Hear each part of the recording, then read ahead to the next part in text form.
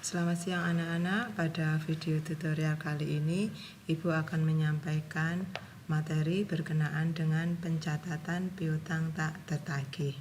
Ya, jadi ini merupakan materi untuk siswa kelas 11 SMK, kompetensi keahlian akuntansi dan keuangan lembaga, khususnya pada KD 3.3 dan 4.3, yaitu menganalisis metode langsung dan metode cadangan untuk piutang tidak tertagih. Adapun tujuan pembelajaran untuk topik pencatatan piutang tak tertagih pada kesempatan kali ini adalah diharapkan nanti anak-anak bisa menjelaskan konsep piutang tak tertagih, kemudian menjelaskan konsep metode langsung untuk mencatat piutang tak tertagih, menjelaskan konsep metode tidak langsung atau metode cadangan untuk mencatat piutang tak tertagih, serta yang keempat dan kelima, anak-anak nanti dapat melakukan pencatatan terkait transaksi piutang tak tertagih baik menggunakan metode langsung maupun metode tidak langsung. Baik, untuk piutang tak tertagih, jadi kita awali dari kebijakan perusahaan. Ketika perusahaan menetapkan kebijakan melakukan penjualan secara kredit untuk meningkatkan omset penjualan yang berarti meningkatkan laba perusahaan, maka akan memunculkan piutang. Ketika ada piutang, maka perusahaan akan menanggung adanya risiko piutang tidak tertagih, yaitu kemungkinan-kemungkinan debitur yang tidak bisa membayar hutangnya. Nah, sehingga pada topik kita kali ini adalah bagaimana kita mencatat kemungkinan adanya risiko piutang tak tertagih ini secara akuntansi. Nah, baik dalam akuntansi berkenaan dengan mencatat piutang tak tertagih ada dua metode, yaitu metode langsung dan metode cadangan. Kita lihat pada metode langsung di sini bahwa perusahaan langsung akan mencatat piutang yang tidak tertagih sebagai biaya kerugian apabila debitur tersebut benar-benar sudah tidak dapat ditagih, atau dengan kata lain biaya kerugian piutang baru akan dicatat pada saat piutang sudah benar-benar tidak dapat ditagih. Mencatatnya adalah dengan cara menghapuskan daftar piutangnya. Kemudian di ketentuan yang kedua pada metode langsung, jika tadi disampaikan bahwa beban piutang tidak tertagih itu baru dicatat pada saat piutang benar-benar tidak dapat ditagih, atau piutang baru dihapuskan setelah debitur benar-benar tidak dapat ditagih, maka penghapusan piutang tadi harus dicatat dalam jurnal dengan cara mendebet beban kerugian piutang atau bad debt expense dan kredit akun piutang dagang atau account receivable. Jadi kapan jurnal penghapusan piutang ini dibuat? Jurnal penghapusan piutang ini akan dibuat bila mana debitur benar-benar tidak dapat ditagih. Misalnya karena debitur meninggal dunia, bangkrut, melarikan diri, dan seterusnya, sehingga sudah tidak ada lagi kemungkinan bagi perusahaan untuk melakukan penagihan. Nah, dalam kasus misalnya seorang debitur itu bangkrut, maka begitu diterbitkan surat pernyataan bangkrut atau pilot dari pengadilan, maka surat pernyataan atau surat keterangan tadi bisa digunakan sebagai dasar bagi perusahaan untuk melakukan penghapusan piutang dengan cara tadi mendebit beban kerugian piutang atau bad debt expense dan mengkredit akun piutang dagang atau account receivable. Kemudian yang berikutnya, ada kalanya terjadi debitur yang sudah dihapuskan piutangnya karena berbagai alasan, misalnya tadi meninggal atau bangkrut, kemudian ada pihak yang menyatakan sanggup untuk membayar hutang. Misalnya ketika debitur tadi meninggal dunia, kemudian dihapuskan utangnya, ternyata di lain hari ahli warisnya kemudian datang ke perusahaan dan menyatakan sanggup untuk melunasi hutang. Nah, apabila ada dari pihak debitur menyatakan sanggup untuk membayar kembali utangnya, maka perusahaan harus mencatatnya dengan memunculkan kembali saldo piutang dagang yang sebelumnya sudah pernah dihapus. Jika tadi pada saat menghapus kita mendebit akun beban kerugian dan mengkredit piutang dagang, maka pada saat debitur menyatakan sanggup untuk membayar kembali hutang, maka jurnalnya dibalik, sehingga kita akan mendebit akun piutang dagang dan mengkredit beban kerugian piutang, sehingga akun piutang dagang akan kembali muncul saldonya. Berikutnya, setelah debitur menyatakan kesanggupannya untuk membayar, beberapa saat kemudian atau beberapa waktu kemudian sang debitur membayar hutangnya, maka perusahaan mencatatnya dengan cara mendebit kas dan mengkredit akun piutang dagang. Ingat tadi akun piutang dagang sudah dimunculkan terlebih dahulu. Kemudian yang terakhir di metode langsung, ya, ketentuannya jika debitur menyatakan sanggup dan langsung membayar hutang. Ini berbeda dengan kasus yang pertama. Jika pada kasus yang pertama, debitur dihapuskan piutangnya, kemudian dia datang menyatakan kesanggupan, baru yang ketiga dia membayar hutang, maka di kasus yang kedua ini, debitur tanpa menyatakan kesanggupan, tanpa menghubungi pihak perusahaan, langsung datang ke perusahaan menyatakan sanggup dan langsung membayar. Nah, pada kasus yang demikian, maka perusahaan menjurnalnya cukup dengan mendebit kas dan mengkredit akun beban kerugian piutang tanpa memunculkan kembali akun piutang dagangnya. Ya, jadi ada perbedaan pada metode langsung. Yang pertama, debitur menyatakan sanggup, baru kemudian membayar, atau yang kedua, debitur menyatakan sanggup dan langsung membayar, sehingga perlakuannya berbeda. Jika debitur menyatakan kesanggupannya terlebih dahulu, maka perusahaan harus memunculkan akun piutangnya terlebih dahulu. Namun apabila perusahaan langsung atau debitur langsung datang menyatakan sanggup, ya, berarti tidak perlu dimunculkan kembali untuk saldo piutangnya. Ya, demikian untuk yang aplikasi apabila perusahaan menerapkan metode langsung dalam mencatat kerugian piutang tidak tertagih. Nah, ini Ibu berikan contohnya. Misalnya, pada tanggal 31 Desember 2018, perusahaan memiliki piutang sebesar 100 juta rupiah. Piutang 100 juta rupiah ini terdiri atas 4 debitur, Hamid, Arya, Reza, dan Sinta. Ini perhatikan, ternyata untuk Hamid dan Arya piutang ini sudah ada atau fakturnya itu dulu muncul di tahun 2016, masing-masing sebanyak 6 juta dan 4 juta. Sekarang posisi sudah di tahun 2018, artinya Hamid dan Arya sudah 2 tahun lebih menunggak. Nah, perhatikan, pada tanggal 10 Januari, perusahaan memutuskan untuk menghapus piutang Hamid dan Arya karena keduanya bangkrut.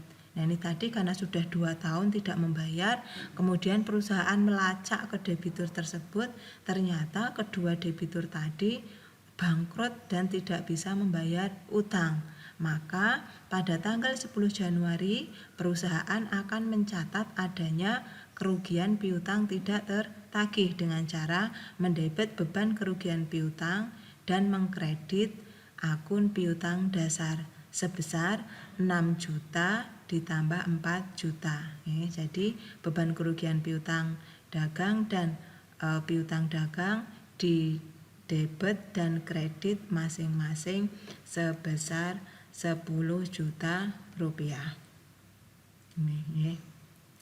Berikutnya, 1 bulan kemudian, tepatnya pada tanggal 11 Februari, Pak Hamid menyatakan sanggup melunasi utang. Nah, ternyata Pak Hamid datang ke perusahaan dan menyatakan sanggup melunasi hutang. Padahal dulu pada tanggal 10 Januari, hutangnya Pak Hamid sudah dihapuskan. Maka pada tanggal 11 Februari tersebut, perusahaan akan memunculkan kembali saldo piutang dagang untuk Pak Hamid, sehingga perusahaan akan mendebit akun piutang dagang dan mengkredit beban kerugian piutang. Ini adalah membalik jurnal pada tanggal 10 Januari. Sebesar berapa? Sebesar piutangnya Pak Hamid, yaitu 6 juta rupiah. Kemudian 10 hari kemudian, misalnya pada tanggal 21 Februari, Pak Hamid benar-benar menepati janjinya. Pak Hamid datang dengan untuk melunasi utang, sehingga pada tanggal 21 Februari perusahaan akan mencatatnya dengan cara mendebit kas dan mengkredit piutang dagang sebesar 6 juta. Ini jadi di kasus Pak Hamid ini, Pak Hamid menggunakan contoh yang pertama, jadi dihapus pertama dihapus terlebih dahulu, dihapus. Setelah dihapus, ini jurnal untuk menghapus. Kemudian yang berikutnya menyatakan kesanggupan, jurnalnya piutang pada beban kerugian piutang. Kemudian yang berikutnya Pak Hamid melunasi hutang. Jadi ini terdiri dari 3 tahap. Berikutnya masih di metode langsung, khusus untuk Pak Arya.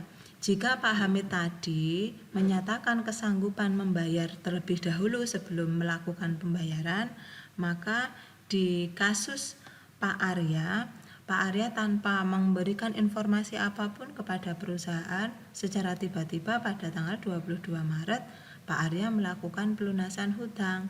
Nah, atas transaksi semacam ini maka perusahaan cukup mencatatnya dengan cara mendebit kas dan mengkredit beban kerugian piutang sebesar saldo piutangnya Pak Arya, yaitu sebesar 4 juta rupiah. Nah, ini kurang tepat nih jurnalnya nih. Ini di sini seharusnya adalah ini di sini, ini bukan 5 tapi 4 juta. Ini juga 4 juta rupiah nih. Jadi di kas dan beban kerugian piutang masing-masing dikredit sebesar 4 juta rupiah. Berikutnya kita memasuki metode yang kedua, yaitu metode cadangan. Ada perbedaan mendasar antara metode cadangan dan metode langsung. Jika pada metode langsung, beban kerugian akibat piutang tidak tertagih baru dicatat pada saat benar-benar ada piutang yang tidak tertagih, maka pada metode cadangan, meskipun belum atau tidak ada debitur yang dihapuskan piutangnya, perusahaan menetapkan adanya cadangan kerugian piutang. Ini sedikit lebih rumit dibandingkan metode langsung, karena apabila perusahaan menetapkan metode cadangan, maka perusahaan harus menghitung terlebih dahulu untuk taksiran cadangan kerugian piutang tak tertagih. Perbedaan yang kedua antara metode langsung dan metode cadangan adalah pada metode langsung selain lebih sederhana, tetapi metode langsung juga membawa kelemahan.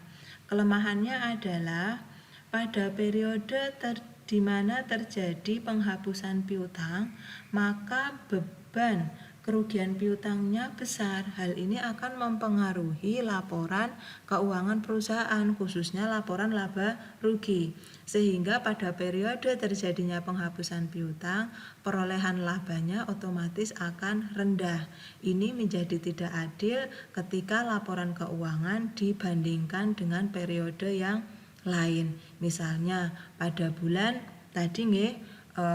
pada bulan Januari ada piutang yang tidak dapat ditagih, sehingga otomatis laba di bulan Januari adalah turun. Jika dibandingkan dengan bulan Februari di mana di sana tidak ada piutang yang dihapuskan, maka laba bulan Februari lebih tinggi, dan ini menjadi tidak adil bagi perbandingan untuk dua periode laporan keuangan tadi. Nah, Karena kekurangan dari metode langsung ini, maka muncullah yang namanya metode cadangan. Pada metode cadangan ini, perusahaan akan menghitung taksiran cadangan kerugian yang tidak dapat ditagih. Jadi perusahaan akan menghitung dulu kira-kira berapa rupiah kemungkinan piutang yang tidak dapat ditagih.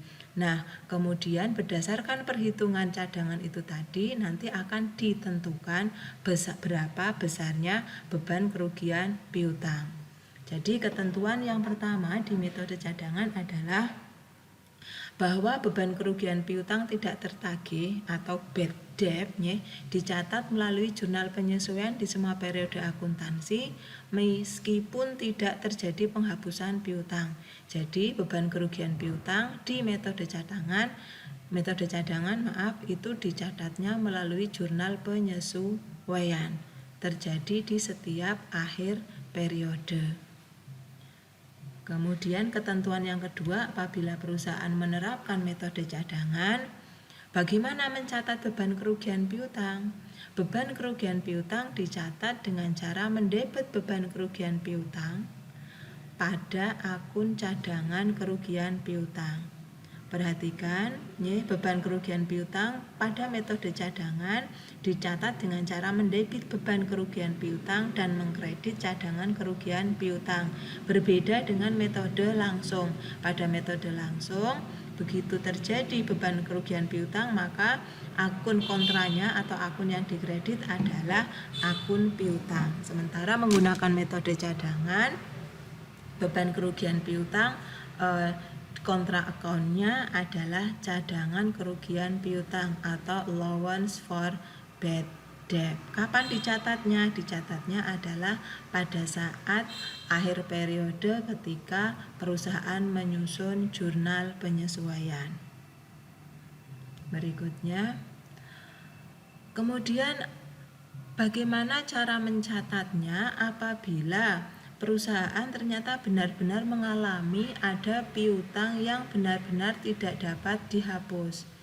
Ketika ada piutang yang tidak dapat dibayar dan harus dihapuskan, maka metode cadangan akan mencatatnya dengan cara mendebet cadangan kerugian piutang dan mengkredit piutang. Jadi tidak lagi muncul beban, tetapi kita tinggal mengurangi cadangannya. Perhatikan tadi pada saat kita menghitung cadangan kerugian piutang ini memiliki saldo normal di sebelah kredit. Ini sudah kita alokasikan terlebih dahulu dengan cara mendebit beban dan mengkredit cadangan. Ketika benar-benar terjadi ada piutang yang tidak dapat ditagih, maka cadangan ini kita kurangi dengan cara mencatatnya di sebelah debit. Cadangan berkurang di sebelah debit, piutangnya juga berkurang di sebelah kredit. Jadi Ibu ulang sekali lagi, ketika terjadi penghapusan piutang, perusahaan menggunakan metode cadangan maka dicatat dengan cara mendebet cadangan kerugian piutang dan mengkredit akun piutang dagang. Berikutnya, bagaimana kemudian bila debitur yang sudah dihapus ternyata kemudian sanggup membayar. Nah, ini memunculkan kembali piutang dengan cara mendebit akun piutang dagang dan mengkredit cadangan kerugian piutang. Nah, nanti pada saat benar-benar debitur membayar hutangnya, maka perusahaan mendebitnya atau menjurnalnya dengan cara mendebit akun kas dan mengkredit akun piutang dagang. Nah, di kasus ini sama dengan antara metode langsung dan metode tidak langsung. Jadi debitnya adalah kas, kreditnya adalah piutang dagang. Nah, kemudian ini Ibu berikan juga contohnya masih sama dengan yang tadi, hanya saja ini kita menggunakan metode cadangan. Pada contoh yang berikut ini masih jumlah piutang kita adalah 100 juta. Karena kita menggunakan metode cadangan, maka perusahaan harus menghitung dulu perkiraan besarnya kerugian piutang yang tidak dapat ditagih. Misalnya, berdasarkan pengalaman yang lalu-lalu, perusahaan kemudian mengambil kesimpulan bahwa biasanya besarnya beban kerugian piutang itu rata-rata 5% dari saldo piutang. Maka nggih, pada tanggal 31 Desember 2018, nggih, tanggal 31 Desember 2018, jadi pada saat perusahaan akan menyusun laporan keuangan, maka dia akan menghitung beban kerugian piutang. Sebesar berapa? Yaitu sebesar kebijakan yang tadi sudah ditetapkan, yaitu 5% dari saldo piutang. Jurnalnya adalah beban kerugian piutang debit, kredit cadangan kerugian piutang sebesar 5% kali 100 juta. Masing-masing 5 juta rupiah. Kemudian pada tahun 2019 atau bulan Januari, masih sama dengan contoh yang langsung tadi, ternyata debitur Hamid dan Arya benar-benar bangkrut, sehingga perusahaan harus menghapus. Maka menghapusnya dengan cara mendebit akun cadangan kerugian piutang dan mengkredit piutang. Piutangnya dihilangkan, memunculkan akun baru namanya cadangan kerugian piutang. Perhatikan di sini, pada saat pembentukan saldo cadangan kerugian piutang ada di sebelah kredit.